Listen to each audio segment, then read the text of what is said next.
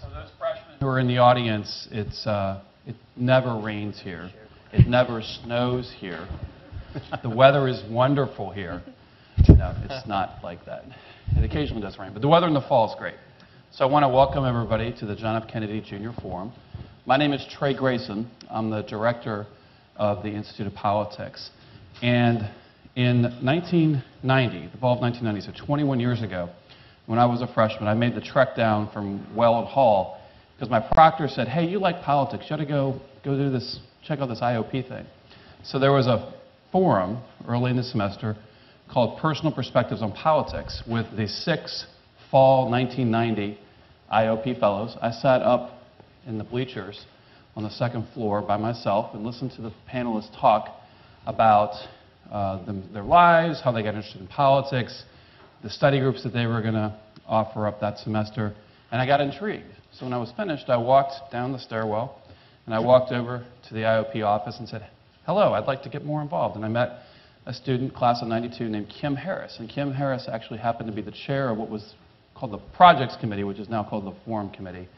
And she recruited me to join her committee. And I joined the committee and got really involved as an undergrad. And look at me now. I'm a director of the IOP. So I want to welcome all the freshmen and everybody else who's here. We've got a great group of fellows who are here with us this semester. Today what we're going to do is they're going to give brief introductions of themselves, talk a little bit about their study groups very briefly, and then we're going to dive in to the larger topic, which is the politics of polarization. And we want to have an interesting discussion. We talked a little bit about this yesterday over lunch, and I think we'll have a great discussion, and then we'll open it up for questions and answers. But I'm going to start, and I'm not going to introduce all of them at once. I'm going to introduce each of them. So to my immediate left is Christina Bellantoni, who's a politics editor for CQ Roll Call. And this is very hard for her because she can't tweet during this forum because of the cell coverage, and so she's really, her phone's right next to her, though. But she's a great journalist and is really at the cutting edge of the intersection of all the ways that media is now getting out of the distribution stream. And so we're really excited to have you, Christina. Why don't you introduce yourself a little bit further? Thanks, Trey. Thanks, everyone, for being here. It's very exciting. I had not spent much time in this area at all, and we've been here about a week, and so getting adjusted, but having a great time. I'm Christina Bellantoni, and I will be leading a study group this fall. And I'll just tell you a little bit about that, and we'll sort of talk about our backgrounds, I'm sure. But I've been a journalist for now 13 years, and I'm most interested in politics, and so moved to Washington, D.C. in 2003 with the intention of I want to cover a presidential campaign. And so I worked for a newspaper that was considered to be on the far right, the Washington Times, sort of worked my way up and eventually was able to cover the 2008 presidential campaign. I covered the Democrats in that race. We had a little meeting with my editors around the table, and they said, well, who does everybody want to cover? And I was pretty low on the totem pole, so when I said I wanted to cover Barack Obama, everybody said, oh, that guy will never win, go ahead. And it ended up working out for me, and I covered all of the Democrats in that race and went with Obama and Hillary Clinton to 26 states and Europe, which was very exciting and probably the most relevant experience I have in this class, which will be looking at presidential campaigns through the lens of partisan media, because I spent all that time working for this newspaper that was considered to be on the right. And then after the campaign, I covered the White House for a blog called Talking Points Memo that is considered to be on the left. And so I've seen just a very unique perspective, I think, on both the left and the right, and sort of how it's all part of this swamp that is Washington. So I will talk about that. And one thing that I like to talk about a lot is not just Twitter, but all forms of what used to be called new media. Really, it's just communicating and social media. And I think that one thing that's very encouraging is that so many people take on politics in this way now. It's not new media anymore. It is the way things are. And I think that that's really good for democracy and for all of you, for sure. Thanks. So to Christina's left is Diane Casey Landry. Diane recently retired from the American Bankers Association, where she was the Senior Executive Vice President and Chief Operating Officer. And prior to that, she was also the CEO of America's Community Bankers, and she knows she's an expert on financial reform and was there over the last couple of years as Dodd-Frank, the meltdown, all that other stuff that happened, which we will not talk about, took place. And Diane, we're pleased to have you. Thanks, Trey. Yes, the financial meltdown. I'm absolutely delighted to be here to talk about how politics has affected banking. I can't believe to say that I've spent 32 years in the banking industry. You know, got out of college and became a bank examiner, and then decided that before a crisis that occurred before most of you in this room were even born, in terms of the Ohio savings and loan crisis, that all the decisions were being called in Washington in 1985, and I decided I need to move to Washington, so I did. And I got myself involved in trade associations and the politics, and ran a trade association for 8 years, merged with the American Bankers Association, which is the largest one representing all the banks in the country, basically in time for the financial crisis. So it was a good timing for the merger, probably, so we could work together. And then went into financial crisis, and all of you have lived through that, and the aftermath, and the ongoing financial crises that we're having today. If you think about it, you know, for most of you, what happened in 2008 is probably the most significant financial event that's occurred in this country since the Great Depression. I mean, the amount of wealth that was lost, the amount of banks that were failing, the complete financial uncertainty that exists today. The result of that was legislation that has become to be known as the Dodd-Frank Act, or the Wall Street Reform and Consumer Protection Act of 2010. We like to have long names in Washington. And there's a lot of politics. I mean, Senator Dodd and Congressman Frank, the chairman of the respective committees, put together this legislation. It's very political. Today, we now have a Senate that is controlled by the Republicans, or excuse me, by the who want to be controlled by the Republicans, who are still trying to repeal the Banking Act, and the House, which is controlled by the Republicans. They've already introduced at least 12 pieces of legislation to either repeal or reform the Reform Act that was passed just a year ago. And you're all living this crisis. So I'm hoping to get into some of the things that happen, what causes a financial meltdown, and how we can get the politics of polarization that actually are affecting us going forward and having a financial system that really works. So hopefully we can have some fun discussions on that. Great. Thanks, Diane. To Diane's left is Ron Christie. Ron is an author, a pundit. You've probably seen him on TV occasionally. Served as a special assistant to President George W. Bush and a deputy assistant to Vice President Cheney during the first term of the Bush-Cheney administration. So it was kind of a unique position to work for both the president and the vice president, which is kind of unusual. And we're pleased to have you with us as well. Thanks, Trey, very much. Good evening, everybody. It's interesting for me, as one who has come from Palo Alto, California, a very liberal, very progressive part of the country, and to find myself having had the experience to work at some of the highest levels of government working for conservative Republicans. And people always say, well, Ron, how the heck did you become a Republican, and how did you get involved in politics? And my course, my seminar study group that I'm going to work with you on this semester, it's called the Washington Ecosystem. And when I was a kid, you know, my brother and I used to watch something on ABC called Schoolhouse Rock. Do you guys remember this? Where they have, I'm just a bill. Junction, what's your function? Yes. And I thought, oh, great. There's Bill, and he's introduced in one chamber, and now he's in another, and look, he's a law.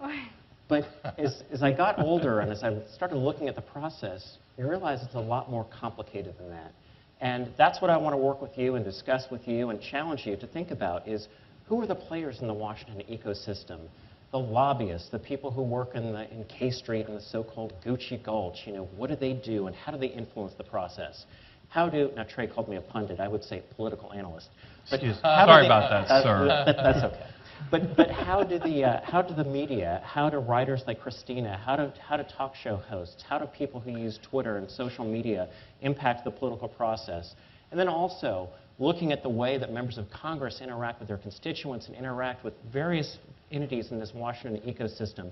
That's what I want to talk about. It's not just the conjunction junction and the Schoolhouse Rock, but let's really talk about how the system works and whether it in fact is working. So with that and sharing my experiences with you of having worked in the White House and having worked in Capitol Hill for now the governor of Ohio, John Kasich, I think we're going to have a really interesting semester, particularly as we head into the presidential election next year. So welcome, everybody. Thank you, and we all look forward to working with you in the days ahead. Great. Thanks, Ron. To Ron's left, Tad Devine is a Democratic media strategist. And what's interesting about Tad is not that he's worked in a very close counsel to several presidential candidates, but he has spent a lot of time over his years as a consultant working overseas, helping out candidates all around the world. And so we're really excited to have Tad here with us as well. Great. Thank you, Trey. It's great to be here. I got into politics the way a lot of people get into things in life, it just happened. And I was a student at Suffolk University Law School, finishing up my first year there, and I started dating this young woman, and I got very involved with her. And she had a job in Washington, D.C. that summer, and it turned out that one of my closest friends growing up, his name was Tom Donlin, he's now the National Security Advisor to the President of the United States, but we grew up together, and he was working on President Carter's campaign. So he said, hey, listen, why don't you come to Washington? I'm hiring 14 people. You can be one of them. And it sounded like a great idea because this girl I was dating had a job in Washington. So 31 years later, I'm still working on political campaigns. And while I've done a lot of work here in the United States, had the privilege of working for Senator Kennedy in 1994 and in his Senate race against Mitt Romney. I've done a lot of Senate races, a lot of governor's races. I've also had the privilege of working on 10 winning campaigns for president or prime minister around the world. And the study group that I'm going to offer this year is going to look at those campaigns and also some other campaigns, hopefully, that I may not get a chance to work on, but my partners and other people, maybe some of you someday, might get a chance to work on to try to elect people as president, prime minister, and hopefully to bring invigorated democracy all across the world. Thanks. Thanks, Ted. To his left, which is the only time you'll see him to his left, Steve Grand. Steve is a Republican media strategist and campaign consultant who's also worked overseas in a lot of campaigns. But Steve, in the mid-1980s, was an undergraduate here at Harvard and was very active with the Student Advisory Committee. Was actually the chair, which we now call the president. So we're really glad to have Steve back. Welcome home. Thank you. It is great to be back. I was Harvard class of '84, 1984. And I really did. I launched my career from this building. I got enthused. I got inspired by Ted Kennedy and by the people here that were doing such interesting things. And basically, in a similar way, kind of fell into, and at the same time was just trying to figure out how to not go to law school or med school. And I just kept doing what was interesting to me. And you went to law school. I luckily didn't have to go there. You got a PhD, though. So. Exactly. That wasn't so. Anyway, we don't talk about that, the degrees in the real world too much. Anyway, so I grew up in St. Louis. I came here, went through this program. I was a history concentrator. I lived in Quincy House. And really just kept doing what was interesting and exciting. And I'm a Republican media strategist. I make those 30-second TV ads that everybody loves to look at and learn about politics from, where they get all the real information. I've worked for the likes of Karl Rove last cycle. I did a lot of work for American Crossroads, the Independent Expenditure Committee. I worked on the Harry Reid race. But luckily, in the independent expenditure context, so I didn't have to work for the Republican directly. I was just working against Reid. I worked in the Kentucky race, again, not when Trey was there, but after I was no longer asked to continue running for the long after. Right? Nothing to hurt Trey. Trey was the voters in the primary. Yes. So I've been doing this a long time. I also do a lot of international work as well. And for my study group, I started thinking about the notion that over the years, when people out of college, especially Ivy League people out of college, have come to me looking for jobs or come to campaigns looking for jobs, and they say, oh, here I am, and here's my resume, and I say, great, welcome, you've got graduated. Now tell me why you'd be good to work in the campaign or why I should hire you to be a campaign consultant with me. And they'd say, well, I graduated magna cum laude from Harvard with a degree in history. I'd say, great, that's awesome. Now tell me what you could do for the campaign. And they'd say, well, I graduated magna cum laude from Harvard with a degree in history. So I just felt like in looking back, I wanted to give a more hands-on perspective on campaigns. So my study group is going to really look from the inside out, hands-on. How do we make the decisions in the campaign? How do we make the plan? How do we do the research that creates the messaging? How do we actually write and produce those 30-second ads that everybody loves to watch? And then we're going to look at new media and look at what we think is trying to be done there, because we're constantly chasing it and trying to figure it out. But it's going to be a very hands-on process where we're actually going to try to participate in the process and learn by doing. And so I'm very excited about the study group, and I'm really excited about being back at Harvard.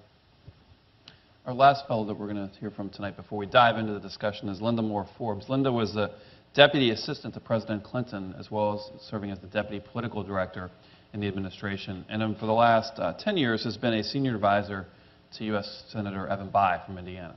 Welcome. Thank you.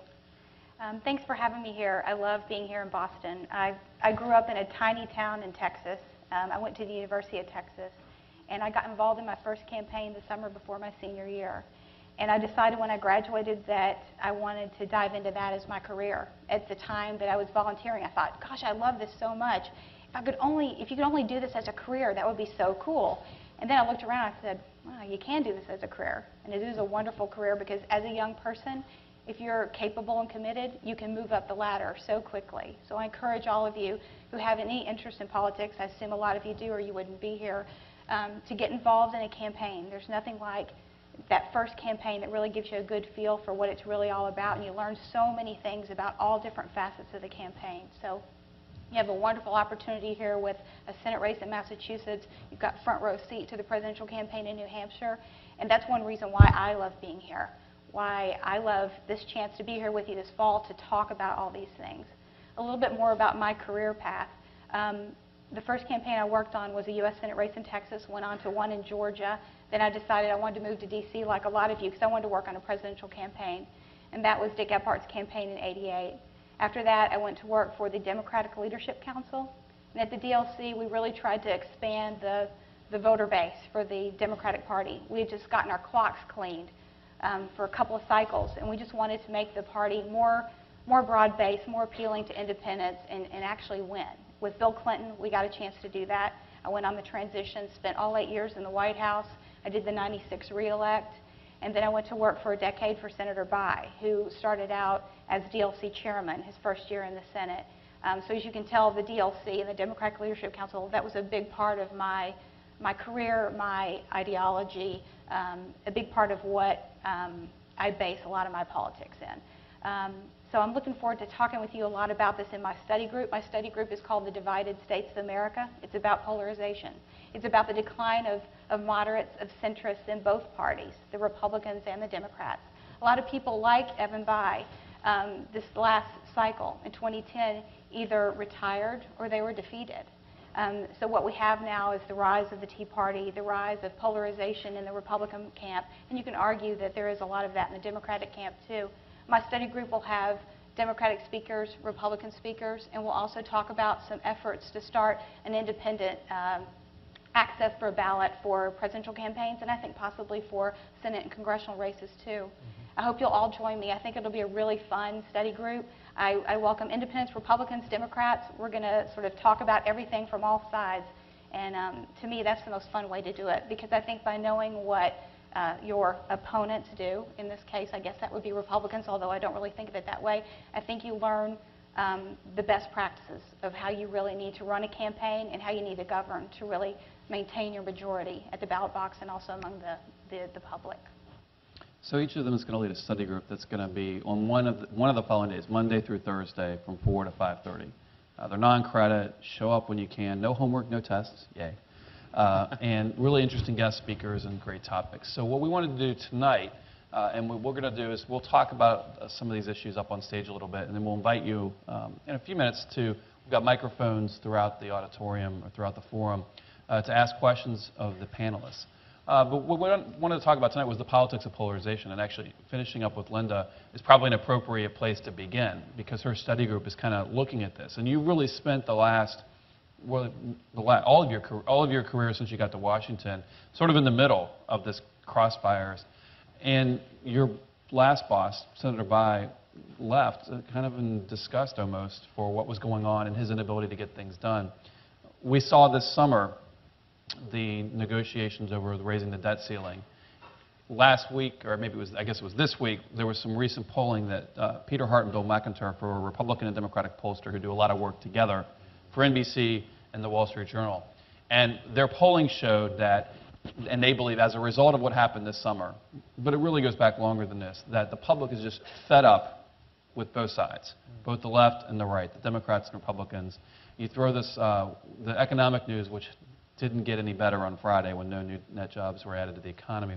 It's an interesting mixture as we head into a presidential cycle, a cycle where the Senate and the House are at play, and a lot of big issues are being wrestled with this country. And so maybe I'll begin with you, Linda, as somebody who was working with Senator Bayh, who's kind of in the middle here. Why did a guy like him feel like he had to leave? Because there wasn't a spot for him in Washington. And maybe what does that say about the direction we're headed over the next couple of years? Was he try to really grapple with these tough problems? Yeah, that's the tough part. We're going to have to find a way to deal with these issues, and right now it looks pretty dire. You had people like Senator Bayh, and a lot of people in the House too, who just felt that the party leadership really just wanted conformity. Just why can't you sort of be with the majority here? And these are people who have true differences in how they view issues and how they approach issues, and their constituencies do too. And so I think he and a lot of people in the center just really felt there was really no place for them to really function, because even working across the aisle with Republican members, not only was that not appreciated very much, but it also became harder and harder because there's a lot of pressure on the other side too, among Republicans, to not work with Democrats. And that's just not a way that a lot of them grew up in politics functioning. And so a lot of them who had been in it, especially like Senator Bayh, who had been in it for a long time as governor for 2 terms, senator for 2 terms, I think you just come to a point in your career where you're like, I don't really think I'm getting a lot done here. I really don't think I can really do a lot here. And so you sort of cede it to the next person who, hopefully, in this case, he supported a Democrat who he strongly backed and hoped would win his seat, but it didn't turn out that way. But I think a lot of them left in that sort of way. Ron, you worked on the Hill in the 90s as a staffer and then moved to the administration, and since then have worked in the private sector, but continued to be involved in Washington. How has it changed over the last 20 years since you were last a full-time Hill staffer? You know, Trey, I think the biggest detriment to what's gone on is that people don't know each other anymore. When I first started working on Capitol Hill, it was very common for members of Congress as well as their staffs to interact, to have a conversation. Obviously, you have your goals, you have your ideological points that you're trying to get through, but at the end of the day, you go out and you're friends, and you get to know each other as people and as individuals. When I worked for John Kasich, his best friend in the House of Representatives was Ron Dellums, who was a very liberal member of Congress from Berkeley, who's now the mayor of Berkeley, California. But they saw past their ideological differences, and they recognized each other as individuals and as people. Now, I think one of the biggest problems we have in Washington is that politics, the way that it's played now, is we have to win and you have to lose. And by us winning and you losing means that we'll take whatever it takes to destroy you, to bring you down, and to take whatever it takes for us to win. So I think that's the biggest difference I've seen, Trey, from the Capitol Hill perspective, and particularly working in the White House, of these are our opponents. It's not like we're coming together to find bridges to solve mutual problems, but it's us and it's them, and we've got to win. And that's something that we've got to change in order for people to have more faith and more trust in their government. Christina, you've been covering politics for a while, and you've seen it firsthand. And one of the things that one big change, certainly, and we can talk about whether this is a good or bad thing, has been the first was what's called the 24/7 news cycle, which was the rise of CNN, then later Fox and MSNBC. But now we have the internet, where everything's just instantaneous. Stories are written, facts are tweeted, things like that happen all so quickly. And there's a lot of pressure on people like you who cover what's going on to get the story first and hopefully right. But you've been able to watch all this. What is your take as an observer, as an impartial observer, Of course. who's written a lot about this over the last couple of years, about kind of the situation we find ourselves in? Yeah, I mean, part of it is everybody might be covering the exact same story, but the news organization that has the most inflammatory headline or incendiary picture is the one that's going to get the web traffic off of that. And that's just one small example of how the press, I think, is responsible for that. But politicians play into it too. They're going to make more money. I mean, there are all kinds of statistics about an email from, let's say, I'll use Alan Grayson to pick on him. He's a former... No relation. former congressman My cousin, right? from Florida. Very liberal Democrat who uses very incendiary rhetoric, and he raised a lot of money. He lost his seat. He's now going to run again for Congress. But he has click-through rates on his emails that show when he says something like, Karl Rove sucks, not to pick on Rove, but more people are going to open that than if he says, please send me money, or, in need of help. It's unfortunate, but that's the way it works. And I think a good example of this recently was this fight over hurricane funding and earthquake funding, because this is the sort of thing that Congress used to always just, they would understand, there's some destruction in local communities, the governors are asking for it, the members of Congress are asking for funds, and we just sort of figure out a way to pay for this. But it's already become a huge fight, both on the presidential level. You saw some of Rick Perry's opponents suggesting that maybe he hadn't paid enough attention to these fires that had just happened in Austin, or you saw Eric Cantor getting targeted by the Democratic Congressional Campaign Committee saying, well, Eric Cantor suggests you need to find cuts to be able to pay for this disaster funding. Do the Republican governors agree with them? And it's all very scary and designed to make the American people be afraid of what might happen if you vote for that opponent or the other guy. And I think it has really decreased our level of discourse and the amount of information people really know about what's actually happening. And then structurally, part of the reason that they're not out there having drinks after work is because everyone's raising money. It's a 24/7 news cycle that you then have to take 24/7 fundraisers, and those are going to be GOP fundraisers or Democratic fundraisers, so you're not able to really interact with your colleagues in an impartial way. And I think state houses do it right. I covered the Virginia State House for several years, and they're not allowed to fundraise while they're in session. They have a short session. They do it for 3 months or 5 months, depending on which year it is, and they all get along, and they all sit on the floor of the State House to get something done for the entire duration of when they're there. You never see that in Congress. I mean, that's sort of the great myth of Congress. You can go and hear someone giving a speech, but they're actually giving it to an empty chamber. And I think that's all just representative of the polarization and the decline of discourse. Dan, you've been involved in, with banking associations for a while. And thinking back to the 1990s when Glass-Steagall was repealed, that was done in a bipartisan manner. More recently, the parties have a great divide on the solution to what happened in 2008 and 2007 with our financial markets. And I think one of the things that maybe I could ask you to touch on a little bit is we have these great problems. Everybody kind of agrees on that. But our solutions are very divergent. And so oftentimes finding the bipartisan solution is difficult. And I think maybe if you want to comment about your experience having observed and been at ground zero in one of the more partisan battles of late where there really was a fundamental difference of opinion on how to get this done and the approaches that were taken given the politics. When you think about banking, Trey, you just hit on it, or financial policy, it's not supposed to be Democratic or Republican. You want a sound financial system with good policy. When I came to Washington in 1985, at that point in time, many years ago, the members of Congress still talked to one another. I mean, the Republicans and the Democrats, and the Banking Committee was one of the committees, particularly in the House, where they got along very well. It was not considered a partisan committee at all. You had Republicans, you had Democrats, but the legislation that went through. And I look, forgetting the Glass-Steagall repeal, which was in 1999, you can go back to the savings and loan crises and the crises we had in the late 80s and the early 90s. We had the Financial Institutions Reform, Recovery and Enforcement Act of 1989, the FDIC Improvement Act of 1991, but those were extraordinarily bipartisan. The committee came together in both the House and the Senate, and they passed legislation that was complicated, but at the same time, it one that they worked with the industry and they worked together to fix a very serious crisis. Even when we did the repeal of Glass-Steagall, which was the Gramm-Leach-Bliley Act in '99, again, that worked together, and it was a very much of a bipartisan approach. There was differences of opinion, but it was bipartisan. Roll forward to the Dodd-Frank Act, which we just passed in 2010. Extraordinarily partisan, where you had on the House side, at that point in time, Chairman Frank and Ranking Minority Member Spencer Baucus not even speaking to each other.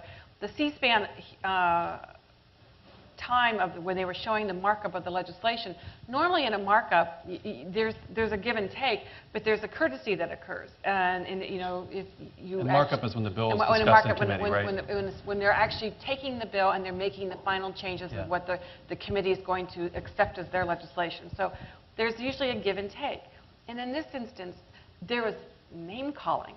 I have never seen name calling in terms of and not so much name calling, but, rude comments, and people weren't listening, and people were getting up and walking around, and you were thinking, what's the matter? I mean, people always get up and walk around, but they do it to come together, to come to a solution.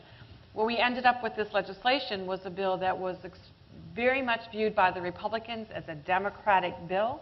The Republicans had very serious objections to it, which they viewed were not listened to. So you ended up with legislation that literally, because we're pretty evenly split, slight majority at that time to the Democrats, that they don't support. So what happens is that when the House changes, and now and then the Senate is looking to change, you get people already introducing new bills to repeal. So You we get have to reverse, to reverse yeah. what they did. So how do you run a financial system when you pass a bill that ends up being over 2,000 pages long, where they're predicting they're going to come out with something like 400 new regulations, which will account to like 10,000 pages or whatever the number is if people keep changing it. And all everybody's doing is fighting, and then you can't really get anything done. So what I would say, we did fix the financial crisis. We created legislation and passed legislation that everybody just wants to shoot at and said wasn't a very good job.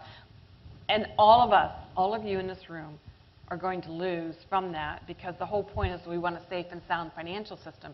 And that's what our study group, my study group, is going to talk about, is just like, how do we get sound financial policy, and what do we do when we get bills like this? Healthcare also did that, but I'll just stick to the banking front.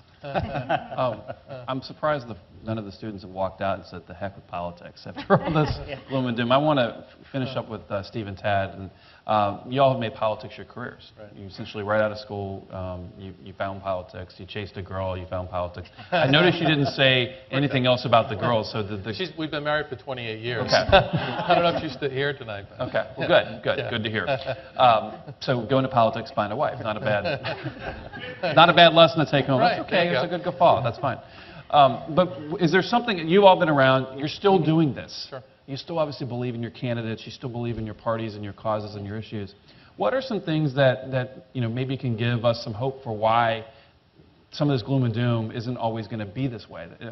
Is it the new faces that come in, the new candidates that inspire you, the students that are going to go to Capitol Hill every summer that'll straighten this thing out? I mean, what are some of the things that give you some optimism, or what are some of the things that you would recommend that we implement, some changes that would maybe cause us to get better? Well, I guess, the darkest hour of the night is right before the dawn. And right now, it's very bad in terms of polarization. If we're going to change things, I think we have to understand how we got to where we are right now, which is in a very bad place in terms of our government working and our politics working.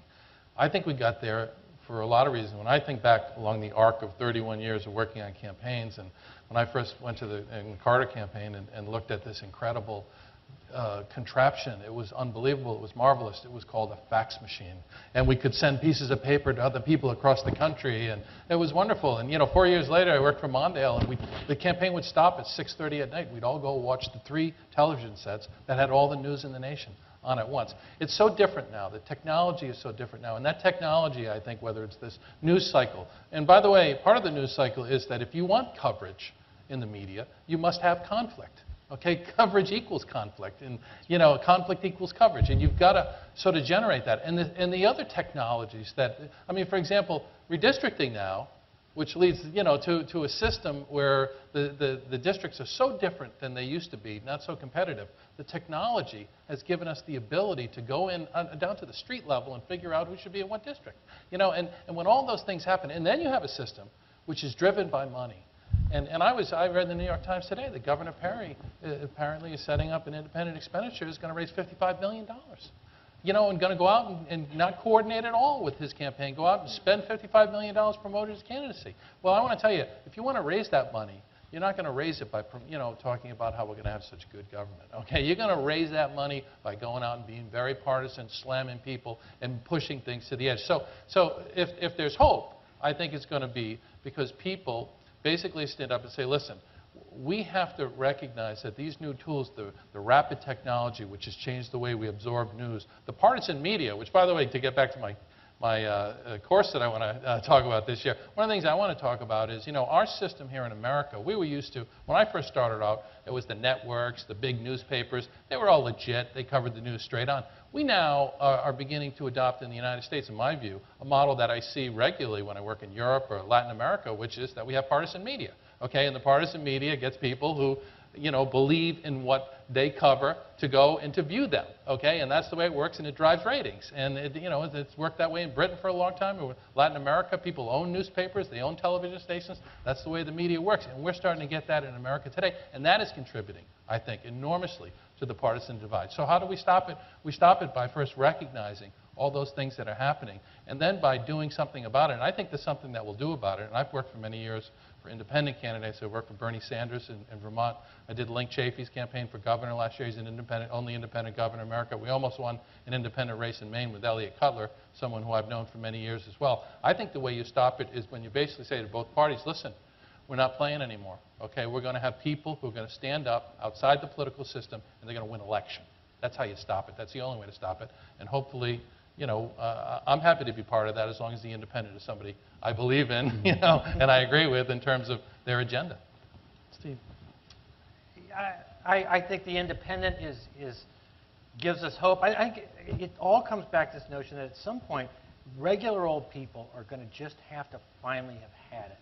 They're just going to finally say, this is absolutely enough. I can't tell you how many times we wake up the day after the elections, especially in some of these primaries, and we get a very hardcore right-winger winning. Nevada is a great example. Sharon Angle wins that primary. We would have probably won that seat back from Harry Reid, the majority leader, if they hadn't had such a radical right-winger win the primary. And all the moderates wake up the next day and they go, oh gosh, we forgot to vote yesterday. We were at the country club, we were whatever, we just didn't, I was golfing, I forgot. Well, at some point, I think those voters are going to really have to finally wake up and say, it has gotten so bad, and it is affecting me. It really is affecting me personally now. My 401k is gone. I don't have a job. I don't have health insurance. And all these issues that start to really hit that mushy middle that doesn't watch CNN every day, that barely pays attention, that probably gets out and votes. Those are the people who are going to have to finally wake up and say, we got to have a better approach. The other little suggestion I had, if I were waving my magic wand, is we don't have it at the federal level, but I think term limits are horrible. And we have them in a lot of states. What happens with term limits? Everybody thought, oh, term limits, great. We'll get people out and get new blood in there, and that'll be great. People won't get jaded. The opposite happens. These state legislators get elected, and they know 8 years from the day they start serving, they're out. So they don't have to get along. They don't have to say, oh, I'm going to be serving with this guy for the next 20 years. We're going to start drinking together, and we're going to work it out, and we're going to be able to figure out how to make compromises. Instead, they come in, and they slash and burn, and they say, I don't care what happens, because in 8 years, I'm going to jump to the next thing. So I don't have any reason to try to make this relationship work. And a lot of these guys end up running at the next level and have that mentality. And they start in these state legislatures and move on to the federal level. So I think that would help. The other thing is the money is a big issue. And I have a, it's a conflict because I have 2 kids. I want to go to college. And they don't give fellows free college tuition for our kids, unfortunately. But, there's so much money. And these independent expenditures, which again, this Rove deal last time, there's a lot of other groups. There's a lot of money running around out there. I think at some point they're going to have to figure out a way. They'll never stop speech, I don't think, in this country. But I think at some point they're going to have to at least disclose who is paying for the speech. And I think, as much as that partially pains me to say, I think, because it's harder to raise the money that way, but I think at some point, if you want the system to work better, they've got to disclose who's actually paying for those ads, which they can do in these independent expenditures. Christina wanted to. Well, one thing, I guess, on the hope you know, the good side of what could be good ahead is technology really does give people the tools to organize. And I know, you know, I sound like a, you know, Obama campaign organizer when I say that, but it's not just him. I mean, organizing around technology is something that is so powerful, and you have seen at multiple levels, particularly with the Tea Party. You know, a lot of people may not agree with their political philosophy, but they were able to use, you know, social media, their own video, showing up at events and connecting in a way, you know, with people that had like interests that they had never met before. And that is very, very powerful. And I think that that leads to social change in whatever direction. I also think that there often are corrections. You've seen, you know, I'll use particularly members of Congress. You're seeing a lot of Tea Party members of Congress that sort of had that idea, I'm going to come in and slash and burn, I'll just be in here a few years. You know, there are a lot of Tea Party members who were elected who didn't necessarily have political experience or even legislative experience. If their constituents feel that they are not getting served by them, they will boot them out. I mean, that does happen, and I think that you've seen some members really correcting a little bit on the Republican side when they saw their constituents weren't happy, and they're becoming better members of Congress for their constituents, regardless of their political philosophy. So that's another hopeful element of that. Linda. Right. I was going to also talk a little bit about, for a second, on things that you guys touched on. Two process kind of things that could happen too is redistricting reform. There could be a movement all across the country to change the way we do districts. Over time, they've become more and more and more partisan, so that you get these hardcore right-wing Republican districts and you get these really hardcore left-wing, you know, liberal districts, and really nothing in the middle. Which is another reason why we've had such a decline of the middle in the Congress. So I think that if we have a broad-based, you know, public outcry for redistricting reform, so that there are more seats that are like they used to be a long time ago, unfortunately, where you really have to speak to both audiences. You really have to get the Republicans, the Democrats, and the Independents all supporting you to win that seat. I think that would be one thing. The other thing is you could also change it to open primaries. It's kind of controversial because you can have, you know, party crashers, so to speak. Some people are a little bit skeptical of it. Operation Chaos, I think is what Rush Limbaugh called that in 2008. Right. Yeah, But, you know, it also gives you a system, though, where Louisiana does this, where you have everyone competing all together, all on one day. And the top two people, the top two vote getters, unless someone gets the majority, they move on to the runoff. And that's another, I think, process system that could really change the way our members of Congress and senators are elected. California just passed a variation of that. And it's already, you know, paying off. And you just saw this California special election where you had sort of an unusual candidate come in and place second, and he didn't end up winning in the runoff, but he did that with his own messaging. Yeah, we've in California. I live in Berkeley. I'm the only Republican that lives in Berkeley, California. And the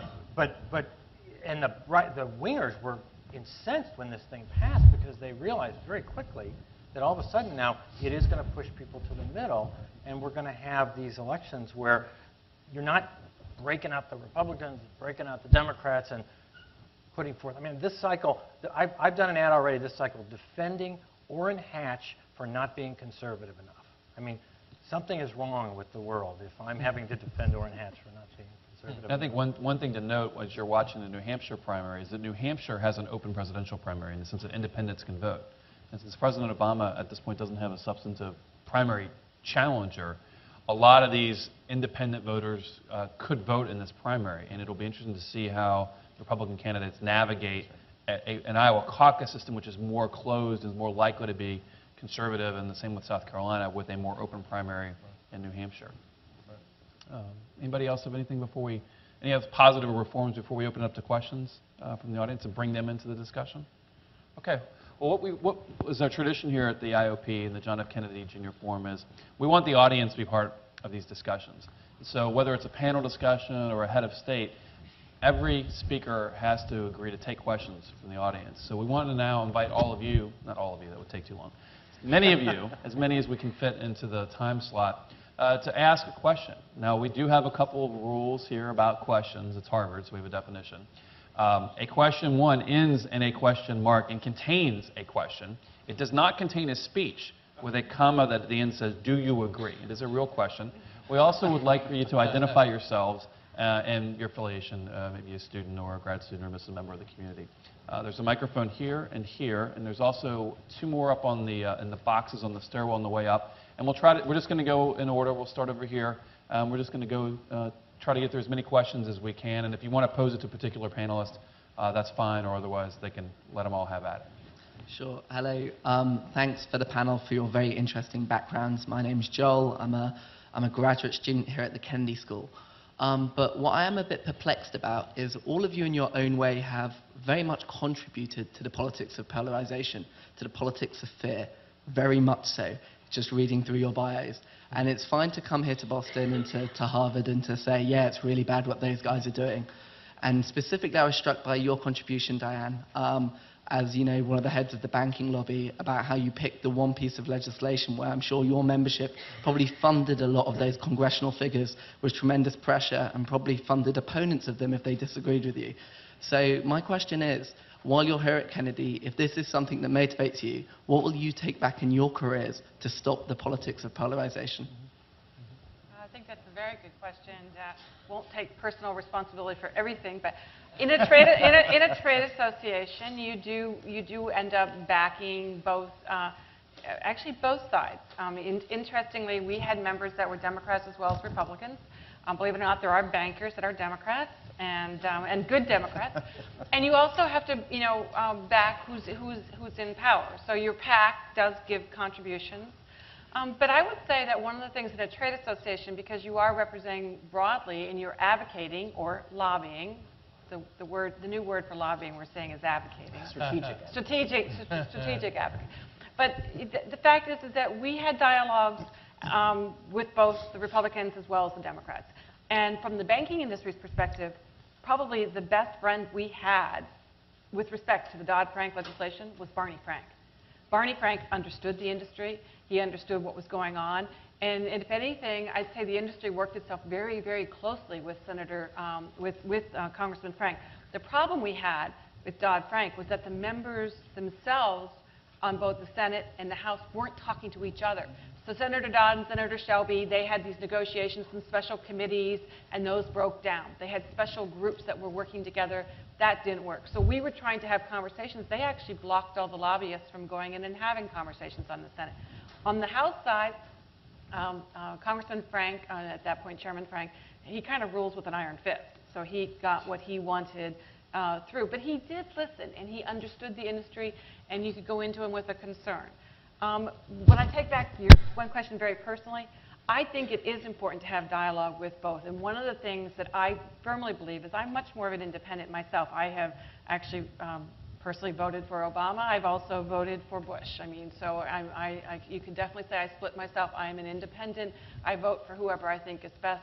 I don't think trade associations, people who represent in industries, should take a Republican or a Democratic leaning. I think our job is to represent our industry. And I wish I had been stronger at that in terms of not leaning either to the left or to the right, because I don't think that works very well. Anything you want to add to the question? I'll just say that, I certainly intend to talk a lot about this in my study group, and partially I want to help the people that are here at the Kennedy School help navigate this world of Washington and be very transparent and honest about my own role in that. You certainly won't hear me whitewash anything that I've written, so I think it'll be a good discussion. Work our way upstairs. Yes. Hi, I'm Alex Fescu. I'm a junior at the college, and this question is for Ms. Casey Landry, but anyone else who's willing to answer it as well. You could certainly characterize. Sorry. Go ahead. Sorry. You could certainly characterize these last 3 years as ones of great economic uncertainty, starting with subprime mortgages in the United States, and then now the European debt crisis. I was curious how much you thought that the current regulatory uncertainty has been impacting the United States economy, and if so, what commitment does government have to clarity and continuity in policy from one administration to the next, or from one policy side to the next, in regards to nonpartisan issues such as financial policy?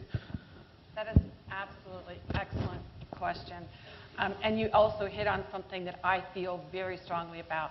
One of the challenges we have right now with this administration has been the failure to put forth nominees. And then when they have put through nominees for key positions on banking policy and financial policy, the Senate has failed to confirm them.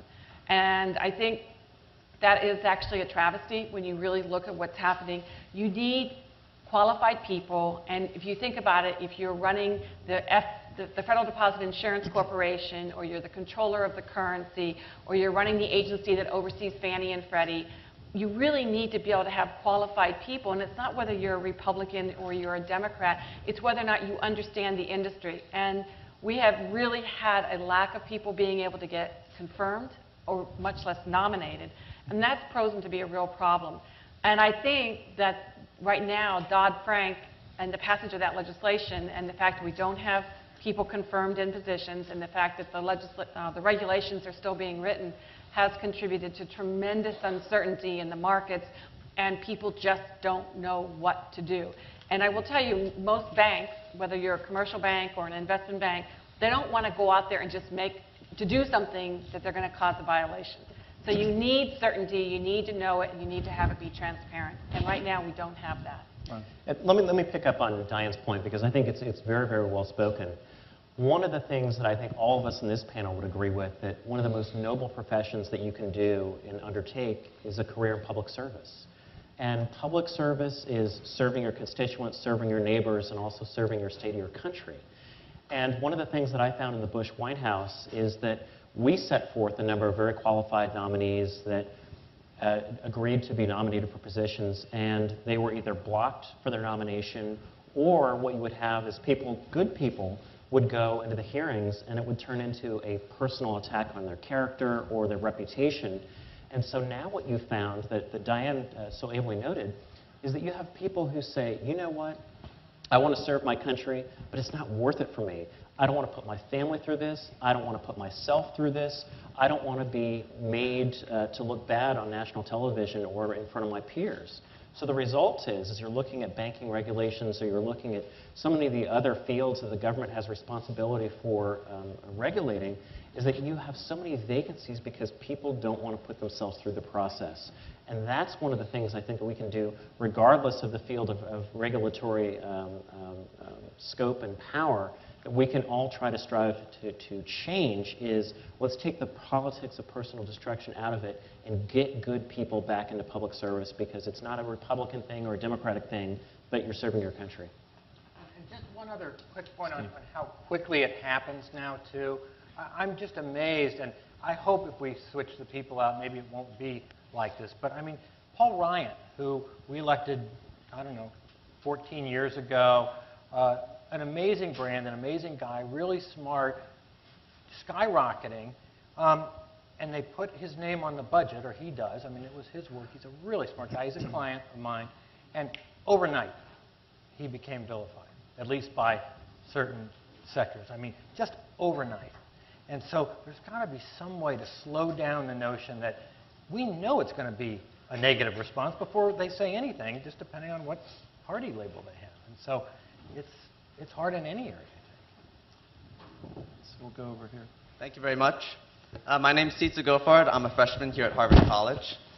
We all seem to agree here that this trend of polarization is really hurting politics, political progress in Washington. However, as you know, there are a lot of people out there, a lot of voters, who see this in a completely opposite light, who see this as politicians who are refusing to back down, who stick to their principles. Since many of you have worked on political campaigns, what's your perspective on this? How do you suggest a politician should tell their constituents, these are my principles, but you know what, I'm not going to stick to them? Great question. Anybody want to take a yes? The first thing I would say is that most of these politicians that walk in with this mandate, it's been a long time since I've seen someone win with 100% of the vote. Really long time.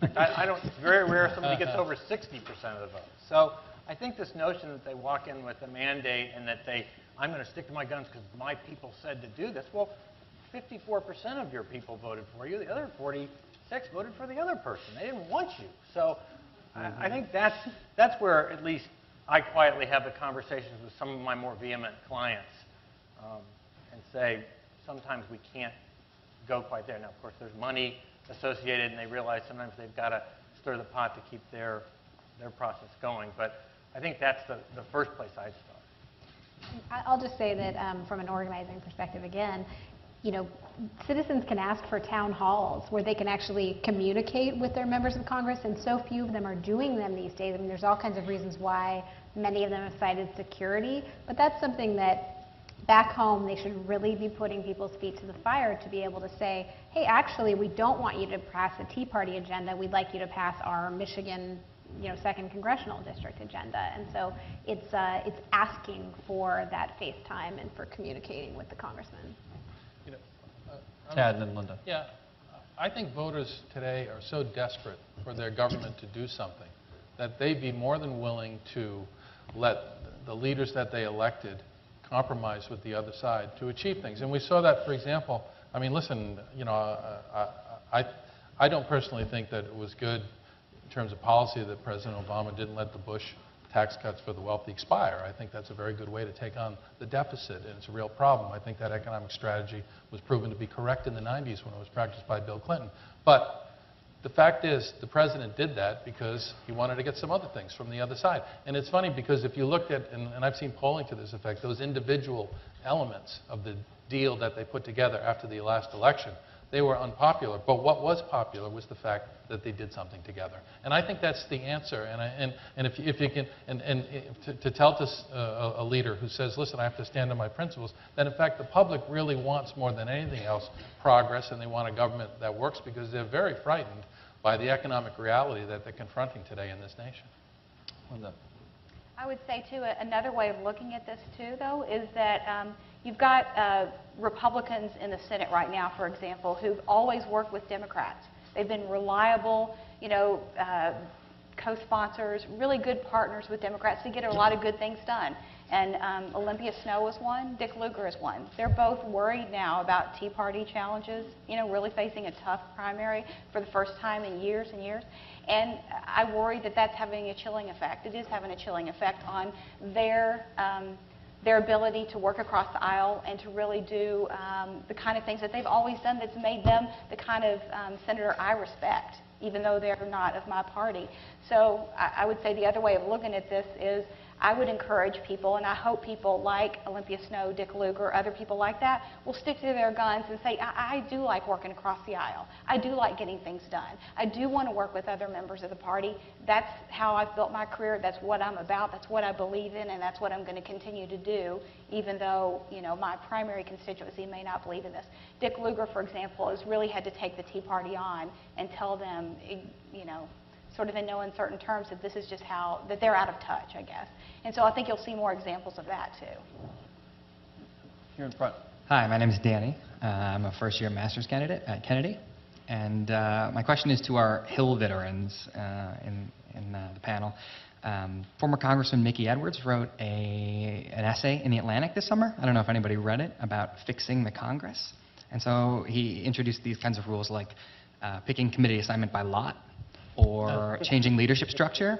I'm just wondering if, you know, you could introduce or delete any one rule from congressional rules. You know, what would be something you would do to foster more bipartisan cooperation in Congress? That's a great question. Yeah. From my perspective, I don't believe in term limits for federal candidates when they're running for office. But one of the things I think that can help the system, particularly in the House of Representatives, is to continue to put term limits on chairmanships.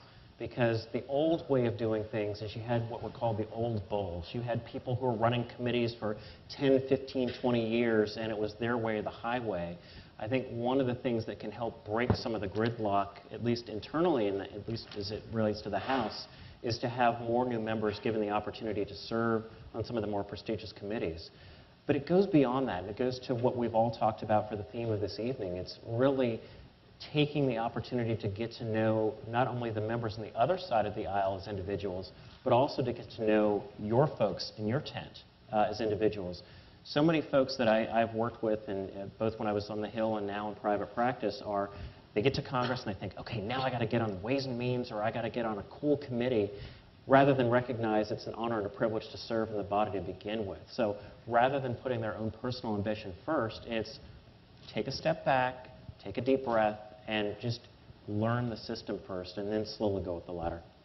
Any other reform ideas? I would touch on that same kind of thing. I guess if I could get rid of one rule, it probably would be the seniority system of chairmanships, which is pretty much what you said too. You get this situation where it's just, the all-out battle for control of the Senate is really about the chairmanships of the committees. And there's only one person who can be that, because it's going to be the senior senator, on that committee. So I would break that down and try to find a way that you do have more cycling through of more people getting a chance to serve as chairmanship. It's not a given. You have to find a way to win the support of your party, and maybe even win support of the whole committee. That would, I think, completely change things. So. We're not going to change politics in Congress or in this country as long as we have the funding system that pays for campaigns the way they pay for it. Okay? And what happened when the Supreme Court decided that corporations could now come in and spend unlimited amounts of money on campaigns is they've opened up a front that is almost unimaginable, and is beginning and is going to take over our politics in a way that I don't think people fully understand. These independent committees now have already started to come out and to exercise their power, and they did so in the last election cycle. I worked for a woman who was a pro-life Democrat in Pennsylvania, who was elected to the Congress and who lost her election, and she faced withering attacks from pro-life groups because she voted for health care reform. And they said, you cannot be pro-life and vote for health care reform. And they spent hundreds of thousands of dollars attacking Kathy Dowkemper in the 3rd Congressional District in Pennsylvania on an issue. And this is someone who got pregnant when she was young and had a child because she believes in life. She really does. She practiced it in the most fundamental way in her own life. And yet, because that money is there and because it came in and flooded that district, she's no longer a member of Congress. And, that's really the only way to change things. Unless the money system is changed, and by the way, it's only going to get a lot worse now. The independent expenditures are going to take over politics in America in this election cycle. And when they do, who knows what's going to become of it, but that's the reality, I think. Let me say one thing to my friend here. I agree about the impact of independent expenditures, but if you read Citizens United, it's not just corporations that have the ability to spend unlimited funds. It's also unions. And there have been people, Bill Burton, the former deputy to President Obama, has said, well, if they're going to go out and do this, we're going to go out and start doing these IEs. So it's not just the big bad corporations. That's my only caveat. But it's the unions. It's the unions too. And I think that's why Americans are so disgusted, because it's like, okay, well, the corporation's going to do this, and the unions are going to do that. But at the end of the day, the discourse gets louder, but people's voices aren't being heard. Yeah, the only other, this specific point, and again, there were a lot of IEs last time. We finally got to a point where we said, hey, this really didn't make that big of a difference, because Shell Oil doesn't want to do an ad that says paid for by Shell Oil. I mean, they know they can't do that. So but they are still funneling the money to American Crossroads or Citizens for a Great Country or whatever. Citizens for Puppies. Yeah. any whatever the nice name is, and but that's been the case. So, and I don't know how we turn that off without taking away the... Any other reform? I would just say, filibuster reform, I'm not advocating for it one way or another, but I think that that's a question that the Senate is really grappling with of, do you ever implement this? Because what happens when you switch power? You don't necessarily need this high bar to pass anything, because that's been a huge detriment to getting anything done. And I just think it's an important question to explore. Just to throw in one more would be the holds on nominees, the anonymous holds. I don't think they should be anonymous. If they're going to put a hold, then you should know who's placing the hold, and we don't. While we're throwing out ideas, Elaine Kamark, who's a lecturer here at the Kennedy School, wrote an article last spring advocating for a supermajority to become Speaker of the House. In other words, you have to get more than 50%, so you'd have to get members of the other party in most cases if you put it at 60 or 65%. Probably not going to happen at the federal level, but might be something that you might see at a state level, especially a state like California that has an initiative. So I thought I'd add that, and thanks for the question. We'll come back over here.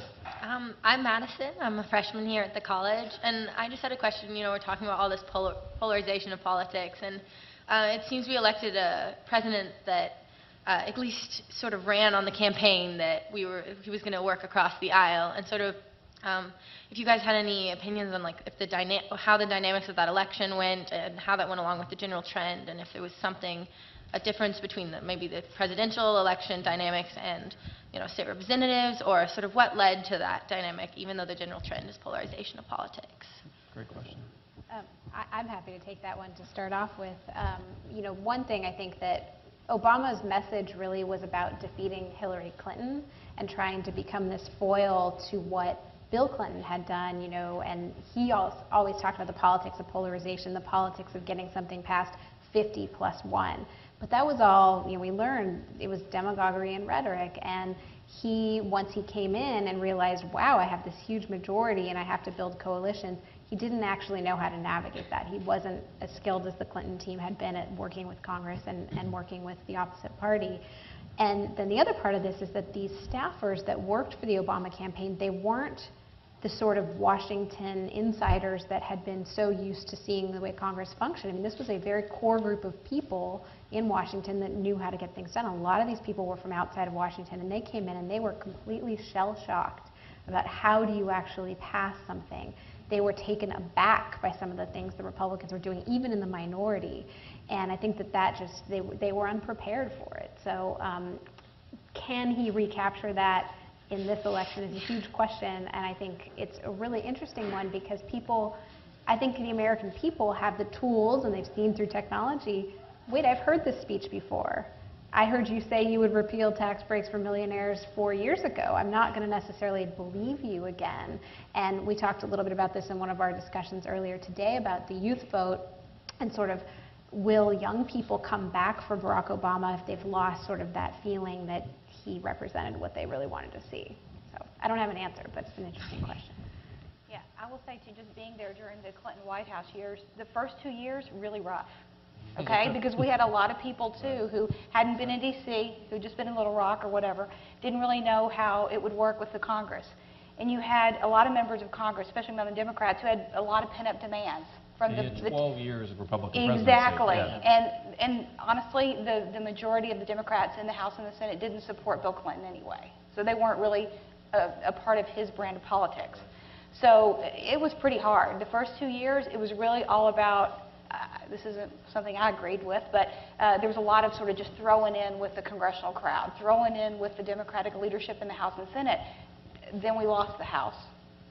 And then we sort of got to recalibrate. He got to sort of be the kind of president that he was as governor and got to govern that way.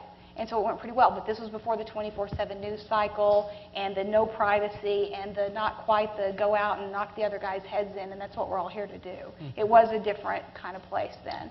So I think the Obama team has had it a lot harder. Yeah, the public seems to want this. You think those of you who are freshmen won't really remember this, but in the 2000 presidential election, one of the things that then Governor Bush advocated is, look, I was a governor of a state and I had to work across party aisles to get stuff done. And he called himself a reformer who got results. And part of his rationale of his candidacy, both in the primary and the general, was that he could work across party lines. And then when he got into office, it was different, I think similar to what President Obama has experienced. And he wasn't prepared for the fact that in Texas they'd go out and they could all bond over a UT or an Aggie football game. And it didn't matter about politics, Washington was just a different place. And so that reality that confronts these presidential candidates when they become the president changes things. And I guess we'd be neglect not to mention Teddy Kennedy, who really was so many of these big bipartisan measures had his name on it. He was the guy that was working with whoever it was, whether it was John Boehner, then just a member of Congress on No Child Left Behind or some other things. I mean, this was the guy that forged the coalitions, and those members of Congress are really few and far between now. I mean, as we've talked about. Ron. Let me say one last thing for being one of the partisan Republicans up here. I say with great admiration that the way that Senator Obama ran on the platform of hope and change was brilliant. Because hope and change can mean everything, and hope and change could mean nothing. You had the progressives who thought he was going to come in and have a very ambitious agenda and spend a lot more money on infrastructure and roads. You had a lot of the moderates who believed, oh, he's actually a moderate. He's really not much of a left-winger. He's going to try to cut spending, and he's going to try to govern from the center. And then you had a number of Republicans who had had Bush fatigue and who had had fatigue with the Republican sort of party establishment. And everybody projected their own image of what they thought President Obama was going to be as a leader, as a president, and one who was going to sort of fulfill their dreams. And I think as we've sort of watched no one's really happy because he spends too much, he doesn't spend enough, so et cetera. So I think that's one of the difficulties that President Obama is going to have as he goes in this next election cycle of how to recapture some of the magic when everybody projected everything and nothing on him, and now he's been defined by his policies and his successes as well as his defeats. Well, and on that point, this is Harvard, and everything's supposed to be very intellectual and complicated, but really, some of these elections are just very simple. Things are not going well. He's been there for 4 years. The public is impatient, and I think it's going to be hard. And of course, the counter, the other simple explanation is it takes somebody to beat somebody. And there's a debate at 8 o'clock tonight that we might get to see some of the folks who are trying to be that somebody. Up here. Okay, thank you. Hi, my name is Benjamin, and I'm a freshman at Harvard College. And my question relates to the role of media in politics. Because all of you, well, a lot of you have had a lot of experience dealing with media. My question is, in the eyes of a lot of Americans nowadays, there's this growing sense of distrust in the government, but there is also a concurrent growing sense of distrust in the media. And I was wondering that, is it possible that the media culture could be changed? And if it is possible, how would it be done so that it is more friendly to the needs of the American voter? Yes, it's possible.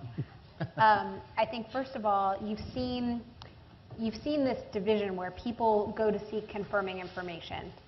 People far on the right really like watching Fox News because it reinforces their beliefs, and obviously the same goes for the left and left-leaning media. But you've also seen very much a specialization of media, and particularly, I'll compliment some bloggers. He's actually not even one of my favorite bloggers, but a lot of people really like Ezra Klein. He comes from a perspective very transparent. He's from the left, and he's able to talk about certain policy issues and go through them and explain them from a perspective on the left. He has a certain following, and I think that that's actually a way that this is all going to improve. The more that there are people that specialize in something, that really understand whether it's finance or healthcare or transportation or the environment, you can find trusted people in that sense. There's a journalist, Kate Shepard, who's in Washington. She's an environmental journalist, very, very well respected. And she comes from a little bit of a left-leaning perspective, more toward the middle than some of the other bloggers you might think of. But I think that when people start to seek out the things that they are interested in and the people that they trust, it does rebuild this. And yes, cable networks are still going to be a driving force, and they're still going to matter, but the more specialization there is, it's just like you turn on your cable and you might want to watch the garden channel instead of anything else because that's what you're interested in. It's going to be the same with politics, and it's not necessarily a bad thing if it's specialized by issue. I would, in fact, take that a step further and say that the internet and the ability to literally get out there and get everybody one at a time at whatever it is they're interested in will really allow us to potentially get away from just CNN, Fox, MSNBC, where, again, the mushy middle doesn't watch that. Regular voters don't watch those shows, but they do go to the garden internet site, and maybe somehow the political discourse gets through there just enough that somebody who cares about gardening can hear something about politics that touches them and that they care about and makes them vote. And I think I'd encourage, for those who are frustrated often about, reach out to these sites. Go, yes. If you're conservative, you ought to read Ezra Klein to get a smart, intelligent, liberal point of view. And there's similar counterparts on the right. We're running out of time, so unfortunately we only got time for one more question. For the rest of you who have questions, there is actually going to be a little reception after the end of this program for a chance to interact with the fellows. They're going to be here all semester. You're all, I know, going to sign up for their study groups. So don't feel like this is the only opportunity you've got to ask questions. And I just want to say I'm so excited that so many freshmen are asking questions. So I'll let you have the last question. Hi, my name is Dakota. I'm a freshman at the college. I didn't set that up, Dakota, but thank you. And I'm just curious as to how those of you that have worked abroad in international elections, has the international community in terms of elections grown in polarization in conjunction with United States political polarization? And do you see the polarization of United States politics directly impacting international elections? Yeah. First, there's some important differences because, we have a system of government here with a legislative branch, a judicial branch, an executive branch, and, our Constitution makes them co-equals. And when you work in other countries, with the parliamentary systems, for example, and you elect a parliamentary majority, I mean, when the budget comes in, that's the budget, okay? I mean, unless the government's going to fall, it holds together. But the other factors that are accelerating polarization in politics, particularly the technology, because the internet and all these other means and the continuous news coverage and everything, it is affecting and it is making the politics, at least in countries that I've worked in, similar in many ways to the problems that we're having in ours. I think the big differences are, first of all, money. That they have a completely different system. A lot of other countries have a completely different system of raising and spending money on elections. And it is very, very fundamentally different than the system that we have. And I think it keeps in check many of those, impulses that otherwise would have, taken over their politics the way they're taking over the politics in our country today. Steve, you want to add? I guess the other thing, oftentimes when I'm brought in these other countries, and I did the Tudjman election in Croatia, I did Mečiar in Slovakia, I worked in South Africa, I've done a lot of work in the Netherlands. They brought us in as Americans to say, how can we utilize your tricks of the trade? And so I agree with Tad a bit there that some of the media specifically, I think some of the rhetoric in a place like the Netherlands that used to just be so calm, now you're more and more you're seeing it spread out to the sides a little bit, and that's kind of scary. And I think it's because of the media. Well, great. Well, I appreciate all the great questions and the audience participation. I have two final announcements before I let you go and before we thank our panelists. The first is on Friday, so in a couple of days at 2 p.m., we're going to have an open house at the IOP. It will give you undergraduate students, a chance to learn more about the IOP. The fellows are going to be there. All the IOP staff and student leaders are going to be there to talk about the different activities. So please attend. Please share the word with your roommates and dorm mates who might be interested. Also, next Friday, so 2 Fridays from now, at 4 p.m., we're going to have several of the former directors, my predecessors, and we're going to have another discussion similar to this about civility. So former IOP Director Jim Leach, who was a member of Congress for many years from Iowa and now runs the National Endowment for Humanities, he will be here. Dan Glickman, Phil Sharp, Jean Shaheen, who's now a senator from New Hampshire, can't physically be here, but through the magic of technology, we're going to beam her in, and she's going to bring greetings. And a few other folks. It's going to be kind of an IOP reunion, so to speak, but we want to invite everybody to come. It'll be 4 o'clock on Friday. So again, thank you all very much. Thanks to the panelists. Please join me in thanking them for their insightful comments. And good evening.